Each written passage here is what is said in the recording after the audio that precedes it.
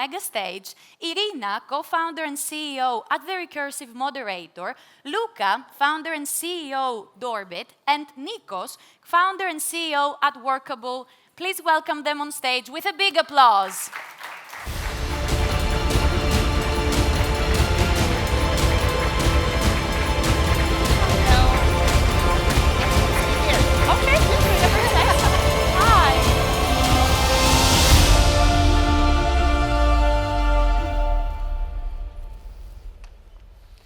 Kalimera. So welcome to the Omega stage. I was thinking, what a joke can I do with the Omega? And here are actually the real alphas. Here are those who are standing out, who are contrarian, who think out of the box, so welcome. I'm very happy that we're here for the first session to open and to set a bit the mood. And before we start, I would like to express my admiration to the Panathēnea organizers. So far, everything has been great.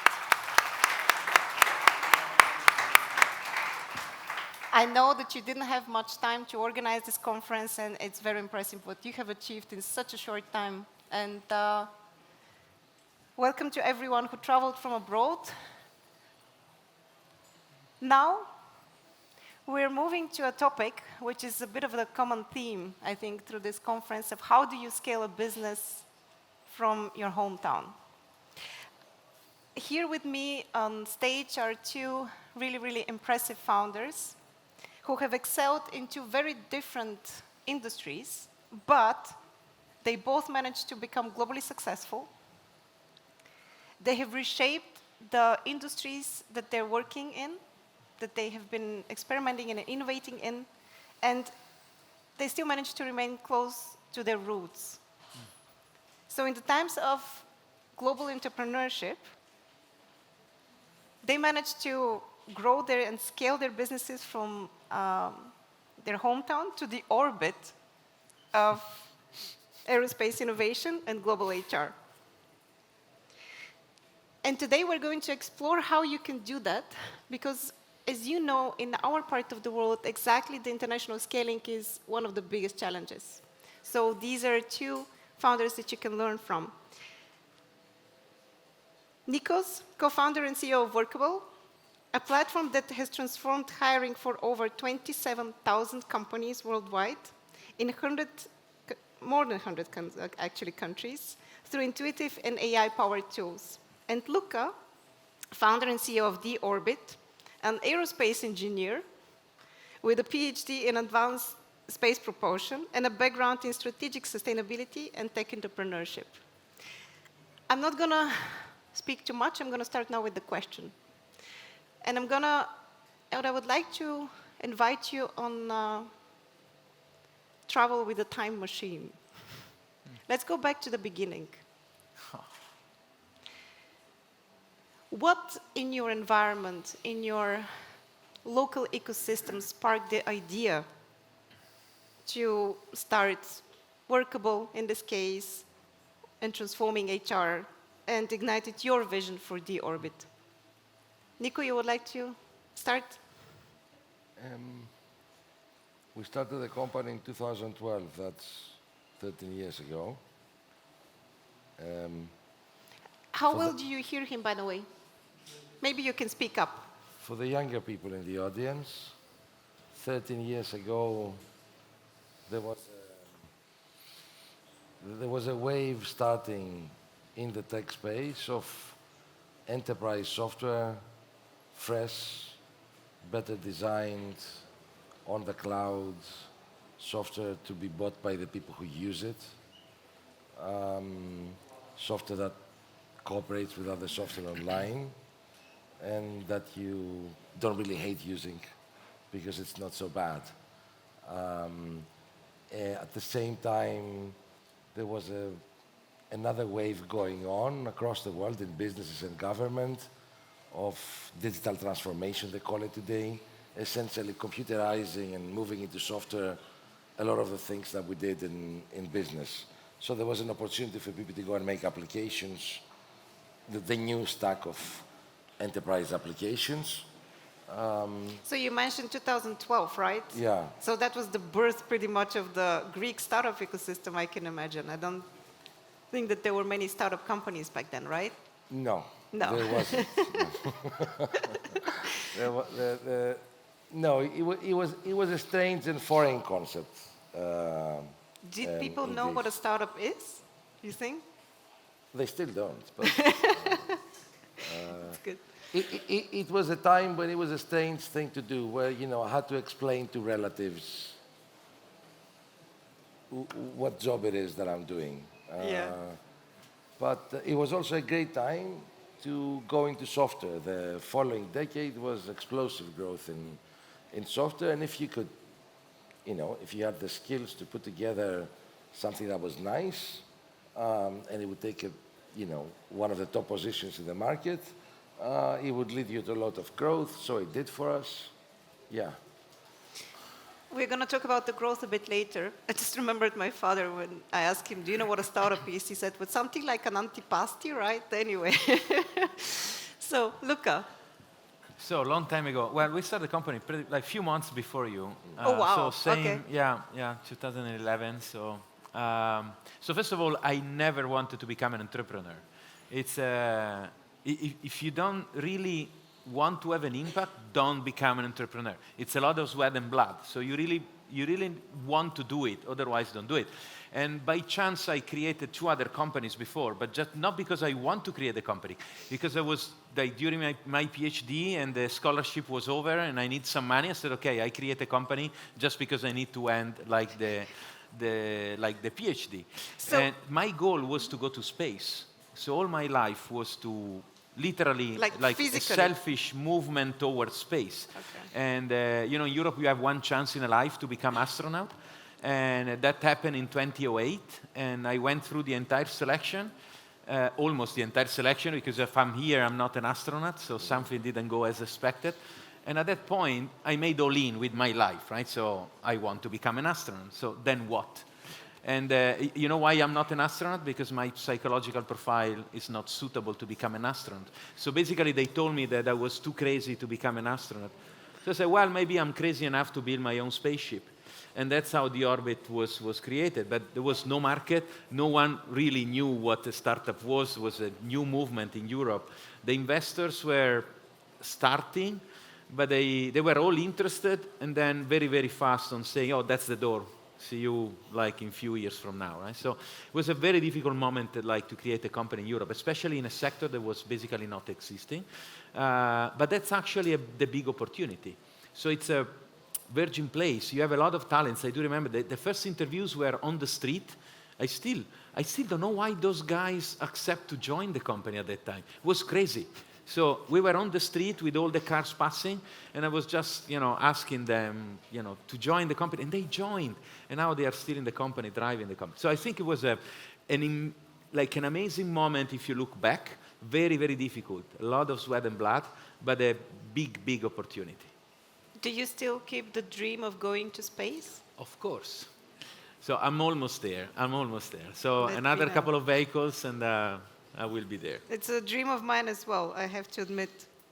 So what are the challenges, but also maybe the advantages of growing a startup while being based in Greece and in Italy? Are there any advantages? There are. When we started, there was a big advantage. Greece wasn't doing well economically. We had pretty talented engineers in the country, and they were all in, frankly, really bad jobs. Terrible paying, soul-crushing jobs. The tech sector was not much here in Greece. So if you did something exciting, and if you set out to compete with the Americans in their own market and build a product of that type, you could find quite a few people who said, I'm not going to find this anywhere else. So it was a little bit of a personal mission for them, or not personal mission, but something that something that set this job apart from other jobs. And putting together a very talented team in the beginning is often a very important thing. Like, probably the most important thing you can do in a company like that. So we did have the advantage that, you know, we could find truly stellar people to work with that were very motivated, and all of us felt we were kind of special. And that's how we built a good product. Mm-hmm. Now, the business has a lot of other things and a lot of other challenges, common to most businesses. But I think what I've learned all these years is that the people stuff is most of it. Well, if you're running an HR tech company, that makes sense. Yeah. Yeah. Okay. Luca? So, first of all, when we decided to go back to Europe to create a company, we were evaluating, you know, the different states, and one may think, oh, you evaluate like the place for the market, No, we took the decision based on bureaucracy. We said Italy has one of the highest bureaucracy. I think we compete with Greece. You know, I just started a company here, so it took a while just so you know what you're talking about. Okay. And then I said, but I know the bureaucracy of Italy, so I can manage it, right? So that's why I decided for Italy. In reality, it's challenging. Generally speaking, to create a company in Europe is challenging with respect to United States. And just very simple thing, we build a facility in 6 months in United States, satellite manufacturing facility.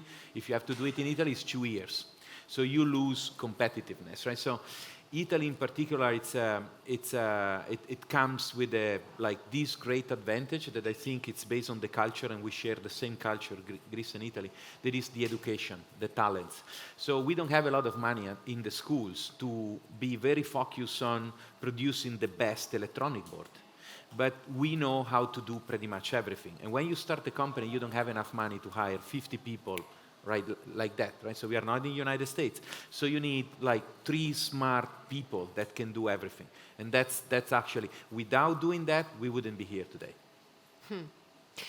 Another thing that, in my opinion, Italy and also Greece have in common is the strong connection to the diaspora. And it's actually a diaspora that is also very connected to the roots of the motherland or the homeland. How did that affect the trajectory of your business when you started scaling internationally? Did it help you in some way, or no? No? Okay. Luca, in your case them, also? But, you know, No? it's not a very business diaspora, the one we have. At least to the extent that I have observed, you know, it doesn't have the propensity to build this business network, more of a social network. I see. Sorry. So if you start going back to exactly those pivotal moments when you started scaling internationally, I think this is where we need most of your knowledge that maybe we can share with anyone in the audience, because I think at this point, the innovation and the startup ecosystems in our region are quite mature. We are, I think, excelling at building amazing products. Where we still struggle is how do you scale that into an international or a global business? Which were the key inflection points or the key decisions that you made that made your internationalization easier? I'm sure that you had a lot of trial and errors. I'm going to now switch. Maybe, Luca, you can start. Yeah, so we are in many companies, and I have to say that our strategy has always been find a niche market with the highest potential. Because in my sector, I don't know if it works in yours, but in my sector, the space sector was dominated by giants for 70 years. Huge companies. You cannot compete. They just wipe you out very easily. So, but if you find a niche market, they can't fit in, and then that market, you know, that is going to become big. And that's like very recently, as I was saying before, we landed here in Greece. So Greece has a huge amount of talents, like smart, bright people that want to work in the industry, but they need to travel abroad. I say, why don't create a satellite manufacturing facility here in Greece? And now we are working in that direction. I even have a Greek investor in my shareholding structure. So is it a bet? Well, it's a bet, but if you think about, everybody's going to have satellite manufacturing capabilities. If I start here and I put my investment in, maybe tomorrow I can become the Greek aerospace champion of Greece, right? So that's the goal. And you need talents, you need like cooperations with all the companies. I need to create the supply chain, and but that's a beautiful challenge. But start from the niche, because if you start from, everybody want to go to US. But then you are like one of a million companies that are competing for the same slice of pie. So the niche that is still undiscovered, or it still has like a potential for you to position yourself there. It's not there 5 companies are working already on that niche. So I give you this, this is my feeling. Yeah. Middle East, generally speaking, Saudi, UAE, very good place nowadays, especially for our sector. Asian, it's Thailand, Cambodia, Laos. They don't have money, but they have enough money to start a business. They will have more money because they keep growing like crazy.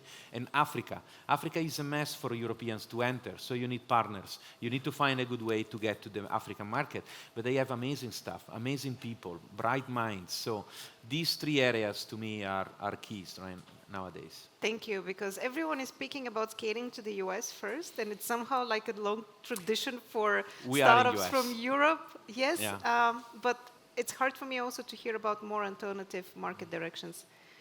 Nikos, which were the pivotal decision of the development of Workable? How was it in your industry? I mean, HR tech is also, how do you find a niche there? There's so many competitors. Oh my God, it's extremely competitive. Look, in our case, what worked, because we were making a software for businesses, for employers. And by definition, there's no way you could build a big company around Greek employers, simply because the market is not big enough. I mean, you need to go consumer here to have a big business. So this made us, from the get-go, build a software aimed at American companies. Now, that was very good for us, because it turns out software is an American thing. The winning software in America is going to be the one that the Europeans are eventually going to use, but never the other way around. You don't get to see a lot of European software that was first successful in France and then got adopted in America. So basically, software is an American first thing. If your software is good in America, it's good software. If it's not, it's second-rate software. Sorry if I offended anybody. So in our case, due to the small size of our home market, we said, okay, let's go make something online for the Americans, who are many and are buying software like that. This led us to this being our biggest market. This led to the software being, with the same mechanic, attractive to international non-American customers. And this also led us from very early on to basically set up everything around this, to try to hire a sales team there, to establish an office there. Like, very often I get this question, like, how do I develop internationally? And it's usually someone who has something where, you know, they sell fucking souvlaki in Greece. They say, can I sell souvlaki in Turkey? Can we go in Bulgaria? Like, you know, where can we expand? I'm not an expert to answer that question, but I think if you want to be international, you don't expand from Greece. You go in a big market and you expand from there. Because we don't have much time, but I still have some curious questions that I wanted to ask you, and I need to pick one. Now, I'm going to... Wow! The attack of the drone Welcome army. as well. How did the definition of success changed over years for you? I'm pretty sure that in the beginning, and I see that with early stage founders, you think that, okay, now we need to close this investment round, and then you think that this is like a success milestone, and then you close it and you realize, okay, actually the work just begins right now. Oh. And then the next milestone. So success is kind of like a horizon that always like moves the closer you get. What did you experience, and what is success for you now? What is the next milestone? Where are you now focusing or looking at marching towards? Fundraising in a tool, and it gets more attention than it should. I can see why. Yeah. Because the way our society is structured, we want credentialing. We want to go to a college and somebody to give us a stamp, you were good, you can get there, you were accepted. We apply to things. We get permission to do things. So it feels similar, the way you get a permission or your application get accepted to go to some other people in another office, and they give you their permission to do your business with their money together. And then you go to the press and you say, these important people said my business must be good and put a lot of money in. And then, your parents call you and they say that, their friends call them and they're very proud and it feels important. But at the end of the day, basically you kind of borrowed something from the future, so it's just a tool. For us, fundraising was easy. The business was successful. The business successful, people come to you with the money. You don't need to do much.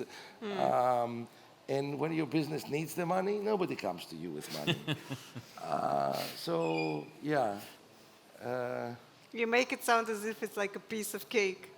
Luca? I'm sorry. It builds a narrative. It's something that we can talk about. So that's why people talk about it. Mm-hmm. I think success, it's a very personal definition for a founder. So what you read in the news, it's different from what I feel, right? So I believe the orbit is now 1% of what could be in the future. So to me, success is a story. It's a trip. It's a journey. And my definition of success is when we will be able to give really access to everyone to space, connecting Mars, the asteroid belt, Moon, and Earth through this logistic infrastructure capable of transporting people, goods, information, and energy. That's my success. So I still have a lot of sweat and blood to put in the company. I love it. At the Recursive, we say that stories shape stories, like in a recursive way. So maybe your stories will be the beginning of a next success story here of a person that is in the audience. For me, it's very straightforward. I mean, forget the other stuff. 13 years later, there is a company in Greece, in Marousi, with a bunch of talented people. And here they make, for one category, the best product in the world. I think that's what matters to me. And you've done actually so well. Doesn't matter. It's one category. But for one thing, if you want recruiting software, the best one gets made in Marousi. Thank you, Nikos. Guys, I'll need you on my podcast. We'll definitely need to continue the conversations. There is so much more that I want to find out. We'll need to sync on that. Thank you, everyone. Please give an applause to our speakers. Thank you.